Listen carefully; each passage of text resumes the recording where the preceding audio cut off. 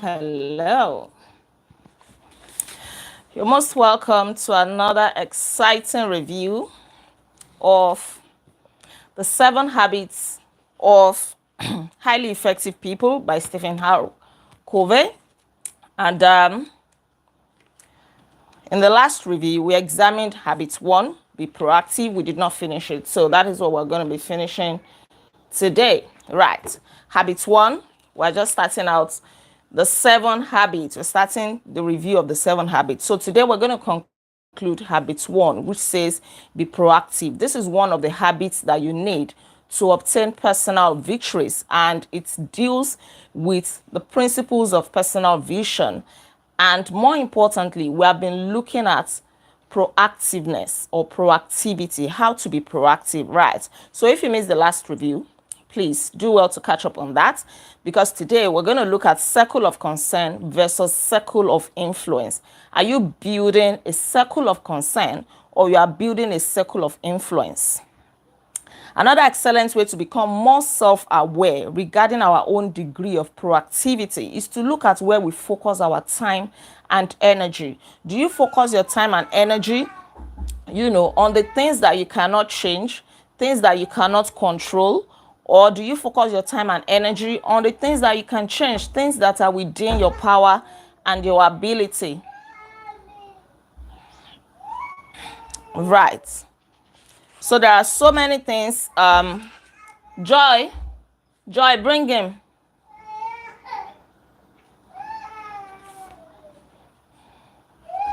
Open the door for him. Sorry, excuse me. Okay. It's okay. Don't cry. It's okay. All right. I have a teacher here tonight, an assistant teacher or an assistant reviewer. Jeremiah, you're not going to cry. Wait. It's okay. So we have a wide range of concerns. Our health is there, our children, problems at work, national debt, the national policy, different things, right? Nuclear war. And we could separate those things in which we have no particular mental or emotional involvement, things that really would not affect you so much, or things that you cannot change. Right. Oh my God. Jeremiah, behave yourself, please. I'm busy.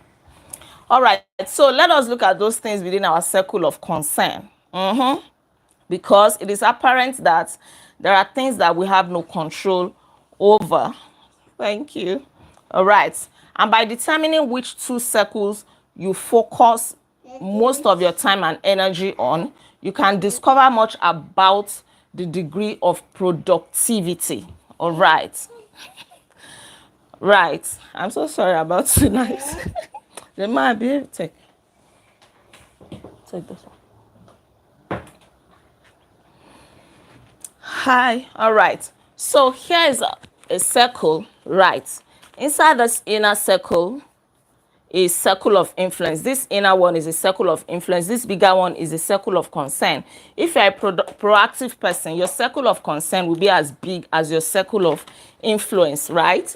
But if your circle of concern is more than your circle of influence, then there is a problem. Proactive people focus their efforts in the circle of influence, things that they have control over. Yes, things that they have control over, right? Or the people that they have control over, their attitude, their habits, and so on. They work on things that, they can do something about.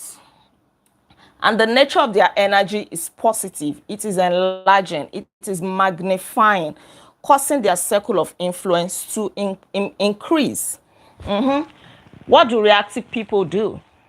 They focus their efforts in the circle of concern on the weaknesses of other people, how people treat them, how people behave towards them, and so on. And so they worry themselves, they deplete their energy, they waste their time on things that they cannot change. They use reactive language, they are frustrated, they are unhappy. They don't know that happiness is a choice. Unhappiness is also a choice. What matters in life is not how other people behave towards you. It is how you respond to them that actually matters. I'm going to take biscuits. No. I'm going to take biscuits and write Bina. Go and take biscuits and write Bina. I'll take. Take. Go and give it to Joy to open it for you. Give Joy to open it for you. Thank you. Bye-bye. Go and give Joy to open your Ribena for you.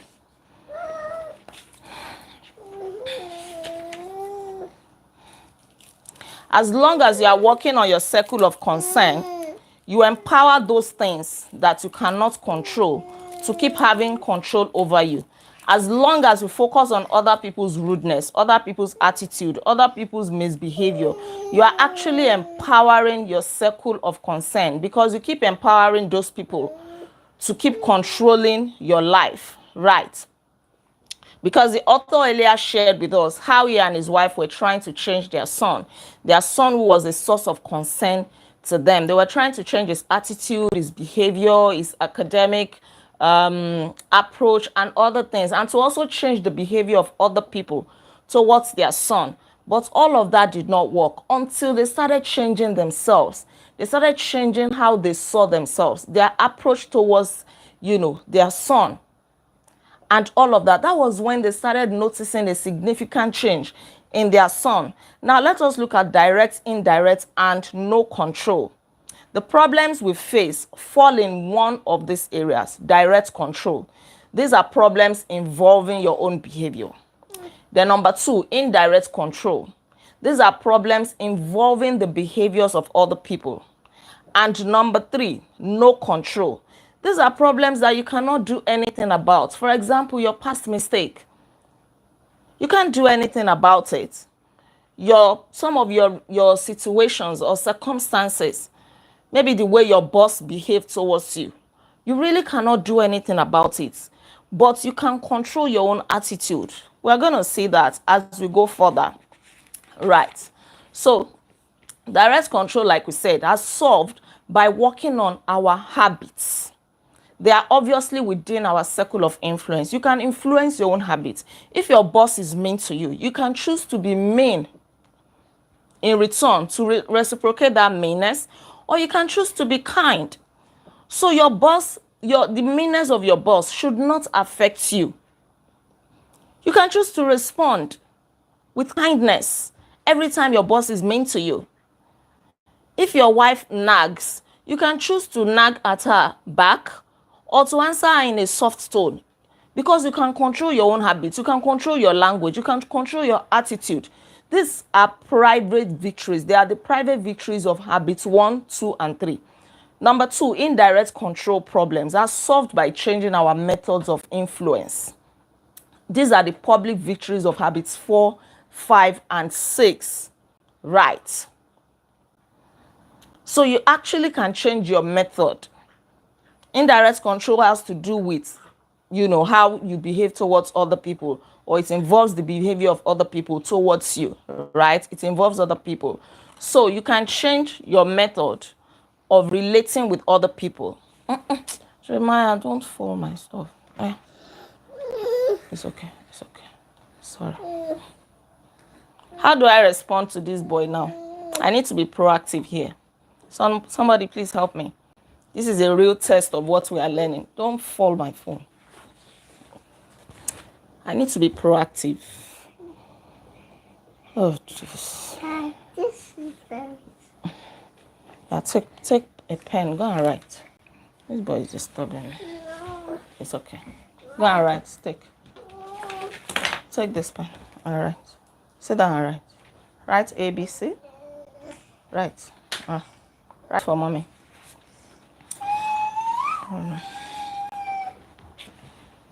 The third one, I should not beat him.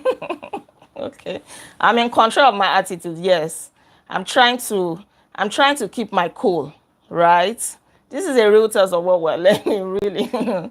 All right. The third one is no control problems, and it involves taking the responsibility to change the line on the bottom of your face, choosing to smile or to frown, to be happy or to be unhappy. You don't have any control over it. If you are always bothered about the shape of your legs, for example, I should cherish him with what he cherishes most. Okay. He cherishes Ribena and he has already had it.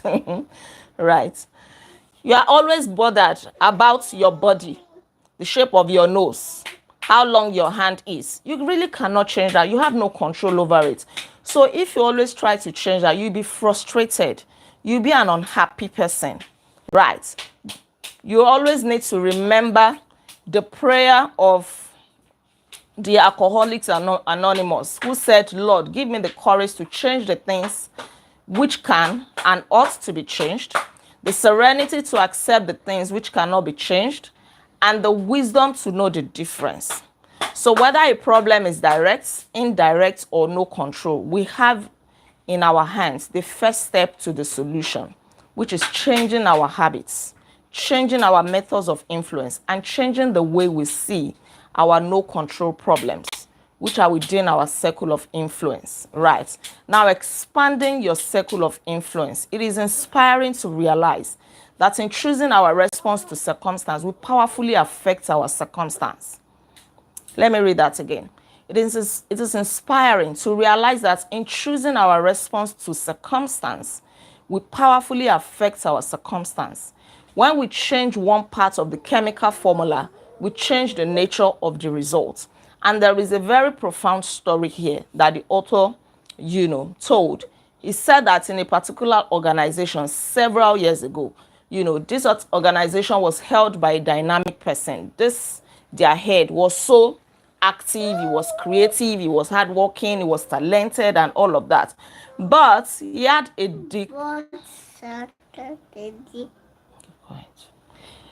dictatorial style. He was very domineering. He would just tell people, you do this, you do that, you go there, you say that, and all of that. And people would complain. They would gossip. They would gather in the corridor. Can you imagine? He said that to me. I was already doing that. He told me to do it this way. So people would always complain. They were empowering this man's weakness. But there was a man that chose to be different. Instead of this man complaining, Jeremiah, wait, don't make me. Sorry. Instead of this man complaining, this man used his own strength to complement the weaknesses of his boss, his domineering boss, his dictator boss, right? And it would help this man to analyze the problem, to see things in a different light. He was very kind towards him. Instead of criticizing him, he was very supportive. And before he knew it, the boss started seeing him as a great guy. In fact, he once told the author, he said, Stephen, I can't believe what this man has done. The recommendations he gives are so consistent with the analysis, and the analysis is consistent with the data. He is remarkable. This is a man that everybody thought, oh, he's a dictator, right? Jeremiah, you can't do this. This is the book we are reviewing, The 7 Habits of Highly Effective People. All right. And before this man knew it, anytime they were in a meeting, when the dictator boss is telling everybody, you do this, you do that, he would turn to this man and say, what is your opinion? What do you think? Right. What happened there? What do you think made the difference? Because this man chose to respond to the boss's dictatorial style in a different way. It was not a part of the problem. Thank you. He chose to be a part of the solution. And this is relatable because at your place of work, your boss may be mean. Your boss may not like you. Your boss may do things to frustrate you. But how do you respond to the character of your boss? How do you respond to all of these things, right? How proactive are you? How are you treating things? Right. Exactly. I hope I've not jumped the part that also talks about, how we can use this in marriage. Okay, we've not gotten there. Right. So every time you absorb responsibility and you keep pointing fingers to say, he's one that behaved to me that way, it was because of what he said to me. That was why I flared up. It was because of, people cheated me before. That's why I've become dishonest and I'm now defrauding people. It is your choice. If you choose to be mean, if you choose to be dishonest, it is absolutely your choice. It has nothing to do with how other people treat you. It has everything to do with how you respond to how people treat you. Right. There are some people who interpret proactive to mean pushy, aggressive, or insensitive, but that is not the case. Proactive people are not pushy. They are smart. They are value driven, and they read reality. They know what is needed. A good example is Gandhi, Mahatma Gandhi, the Indian hero. Even though he held no office, no political position, but through compassion, courage, fasting, and moral persuasion, he eventually brought England to its knees, breaking political domination of 300 million people with the power of his greatly expanded circle of influence. Even when people would accuse him, and he wouldn't even join their circle of concern, he wouldn't join them to complain against England, to do mean things towards England. He chose the opposite route. And what happened? In which of these books? Is it not Think and Grow Rich or Failing Forward? One of them. We also read about Mahatma Gandhi, how he influenced so many people with his gentle nature. He wasn't pushy, he wasn't aggressive. He just kept on showing compassion, courage, moral persuasion. And he drew so many people into his circle of influence. Now we look at the haves and the bees. One way to determine which circle our influence is to distinguish between the haves and the bees. The circle of concern, those who are always complaining, those who focus on things they cannot control. Wait. It's okay. Stop shouting. People who are reactive, what do they say? They will say things like, oh, I'll be happy when I have my house paid off. If only I had a boss who wasn't a dictator. If only my husband was more understanding. Oh, if only I had more obedient kids. If only I have or had. They're always focusing on haves. But the circle of influence is filled with B's, B-E. I can be more patient. I can be wiser. I can be richer. I can be more determined. I can be successful. I can be honest. Proactive people look at what they can be. They don't focus on what they ought to be. But it's not working for them. Oh, if only I have this, if only I had that. Anytime we think the problem is out there and that we are not a part of the problem, then that is when there is problem. Take responsibility. No matter what the problem is, you have a responsibility to take control over it, to ignore it, to complain about it, to feel frustrated about it, to be optimistic about it. Because the truth is, there will always be problems in life. There will always be situations that don't align with what we pray for. But how do you respond to it? If your husband is not, I don't know, what example now? If your husband is mean towards you, we've seen cases like that. And there are cases like that. There will always be cases like that. We've seen wives who behaved differently. Some people chose to be mean towards their husband. Okay, I stumbled on a video of one Nollywood actress some time ago. And she said that, oh, if my husband cheats on me, I will cheat back on him. That's a very good example of what we're talking about. If he cheats on me, I will cheat back on him. So even before he cheats on you, you've made up your mind that you're going to cheat back on him. You've made up your mind on what you're going to do. You've made up your mind to be reactive. Right. And so if he eventually cheats on you and you cheat back on him and things turned against you or turn against you, you say, oh, it's because he did this. No. Just take an example of we human beings and God. You're not going to get to heaven and then give God an excuse to say, I stole because they didn't pay me my salary. Is God going to accept that from you? He would definitely not accept it from you. Right. Another example is Joseph. Look at all the things that he passed through. What about people who respond to things is to remain quiet and change their approach? I don't understand. Maybe if you can, expatiate on that, explain it better. Right. So I was talking about Joseph. He's a very good example. Look at what he suffered in Potiphar's house. How Potiphar's wife lied against him, that he wanted to lie with her. And this led him to prison. But while he was in prison, was he complaining? Go and take Tom Tom.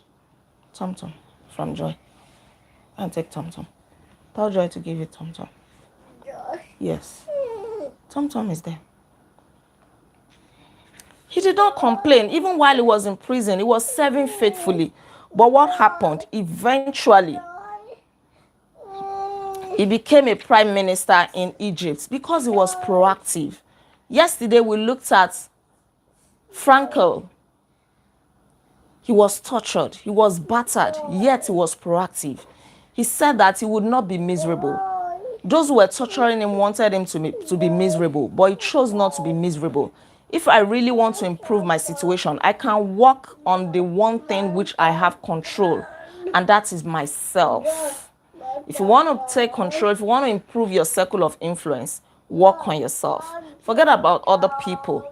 Work on yourself. Work on your attitude. Yes, the highway. You can choose the highway. It's okay. We learned the highway principle in Winning with People by John C. Maxwell. You can choose the highway. Don't bring yourself low to people's level. People are dragging you down, but you are coming down with them. Let's think about it, right? If I have a problem in my marriage, what do I really gain by continually confessing my wife's sins, by criticizing her,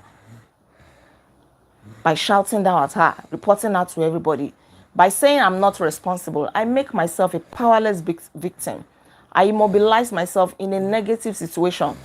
Every time you try to excuse yourself from responsibility, you diminish your ability to influence your wife because you are part of the problem. You married her. So if she's not happy in that marriage, you have a responsibility to make her happy. The same thing goes to the wife. If your husband is always complaining, it's not to say it's not my business, what can I do about it? You are not taking responsibility. Look at it. How can you identify the things you can't control in your workplace? Very good question. The way your boss, treats you, you cannot control that. The way your colleagues talk, gossip about other people, you can't control that. That is their own circle of influence. But you can control yourself. If you feel that, they are overworking you and paying you very little, you can't control that. If you complain and they say, maybe go and start your own business or maybe look for another job, and you're not ready to leave, what do? You stay there. But you can choose to be optimistic that one day God will bless you with a better job. You can choose to be happy. You can choose to be a better employee. Maybe when they see your hard work, they see your commitment, they see your integrity, then they can even choose to increase your salary. But most times we complain. You say that, they're not paying me well, and so I'm just going to do the barest minimum, the little job I can do. Then you remain on that spot forever.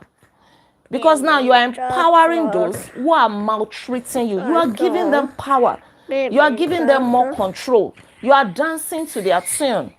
It's like the devil is trying to drag you along to hell. And then you start sinning. You start doing those things that will make it faster to get to hell. That's the way it is. It may be hard, but we can choose the highway principle. Right? See people the way God will treat them. Don't bring yourself down to their level. What is it? Please, I'm trying to be proactive here. I'm trying to control myself. Behave yourself. It's okay. It's okay. We're almost done. Yeah, we're almost done. All right, the other end of the stick. Let's assume that this is a stick. If you pick up this end of the stick, you actually pick this other end as well. There's no way you pick one end of the stick and the other one will fall off, right? So, in view of this, before we totally shift our life focus to the circle of influence, We need to consider two things in our circle of concern that need deeper thought. Number one is consequences, and number two is mistakes. While we are free to choose our... What?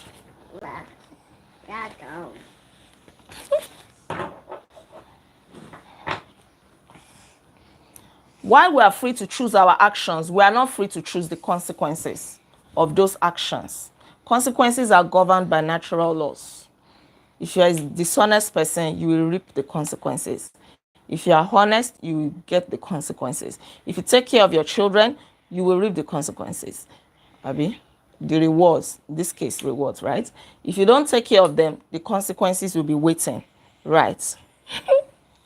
I've given him. The thing is, he wants to be talking as I'm talking. Right. Please just bear with me tonight. There's nobody to take care of him for me this night. So all right. Our behavior is governed by principles. Living in harmony with them brings positive consequences. Okay, yeah. There are positive consequences or rewards. Right. Violating them brings negative consequences. So this needs deeper thoughts. We're talking of your circle of concern, those things that you're concerned about, that you have no control over. So before you get to the point that you are dealing with negative consequences, always think about your actions. Think about the choices that you make. And if at all you eventually make the mistake, right, learn from it, correct it, and quickly move on. Because if you decide to wallow in it, then you deprive yourself of other benefits, other rewards. You deprive yourself of happiness in life, and at the same time you cannot change the fact that you have already made this mistake. Leave the past in the past. Leave your mistakes to be mistakes.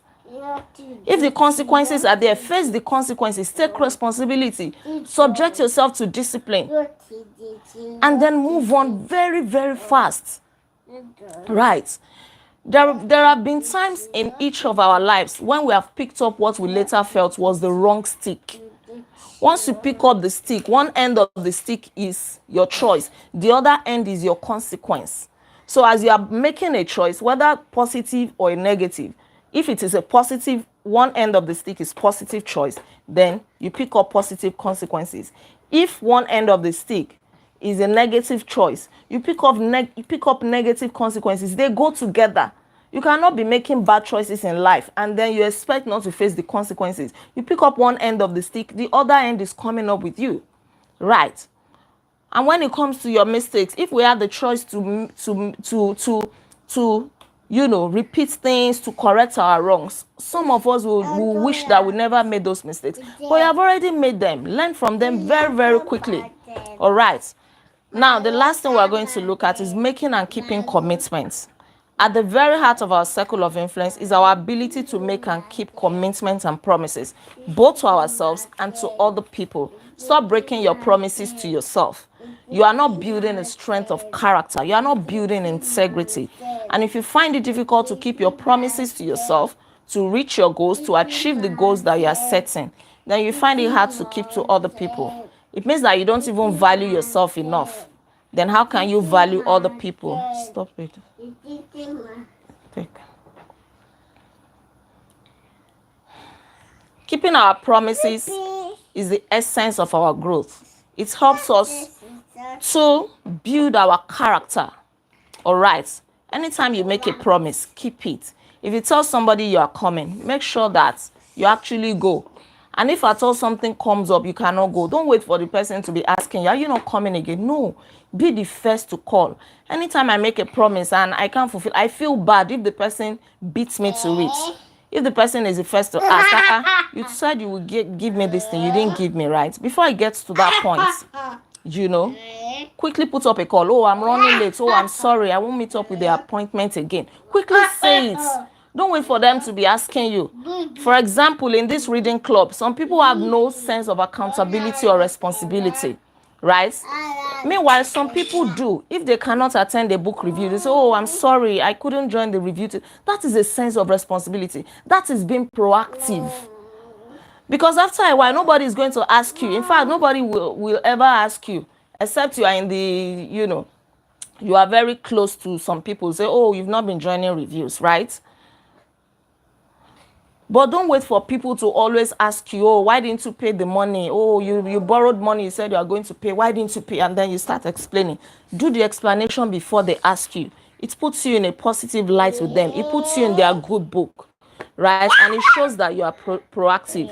Proactivity is the 30-day test. So we have an assignment that we're going to do. This is a challenge.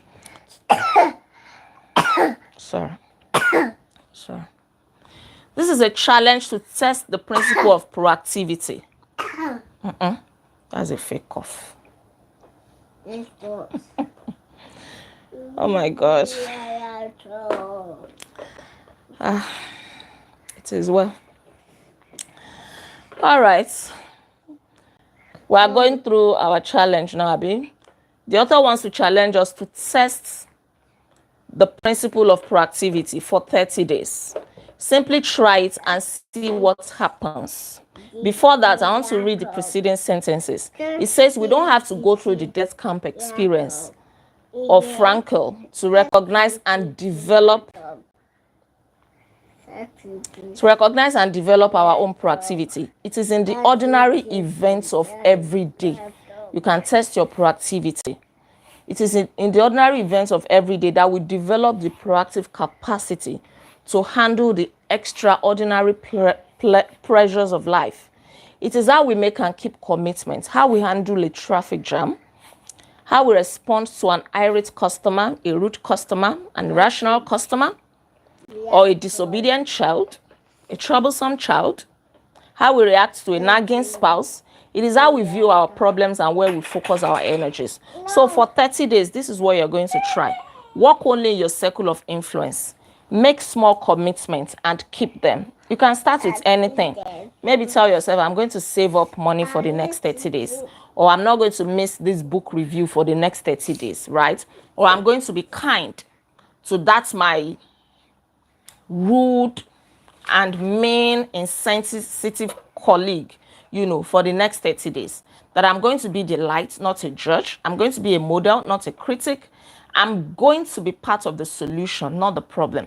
That at my place of work, I will not gossip about my boss. I will not complain about anything for the next 30 days. This is a challenge that we all must take up. Try it in your marriage, try it in your family, try it in your job, right? Try it in your job, try it with your friends, try it everywhere. Look at the weaknesses of other people with compassion, not accusation. It is not what they are doing to you or should be doing to you that is the issue. The issue is your own chosen response to the situation and what you should be doing. Thank you. If you start to think the problem is out there, then stop yourself. That exactly is the problem. Don't see other people as a problem. Work on yourself, your own circle of influence. Forget about being concerned about other people's attitude. Work on yourself. You have influence over yourself, not other people and how they behave towards you, right? We are responsible for our own effectiveness, for our own happiness, and ultimately for most of our circumstances. Thank you so much. It's been a long, a very, very long review with my assistant reviewer. Thank you all for your understanding. Thank you for your patience. All right, we're going to stop here today and we're done with habit number 1. Don't forget to take the test. I'm going to be asking you. I'm going to be checking up on you. And I want to be committed to this every single day. You receive my message. Please, any day you don't see my message before 8 p.m., somebody should send me a private message. I want to be committed to this every day. I want to be committed to asking you how committed you are to this challenge, right? That is one of my own commitments. I will have other ones that I'll do, other commitments to myself as well. Thank you so much. Don't forget to like this video, share your comments with me, and please subscribe to this channel in case you are yet to subscribe. I remain Olaide Agbaje, also known as First Lady, and on this channel, I inspire you to live intentionally. We'll come again together tomorrow by God's grace, and we'll start looking at habit number 2. Until then, be intentional. Thank you. Bye. Good night, everybody. Thank you for all your kind words. Thank you. Interesting. Good night.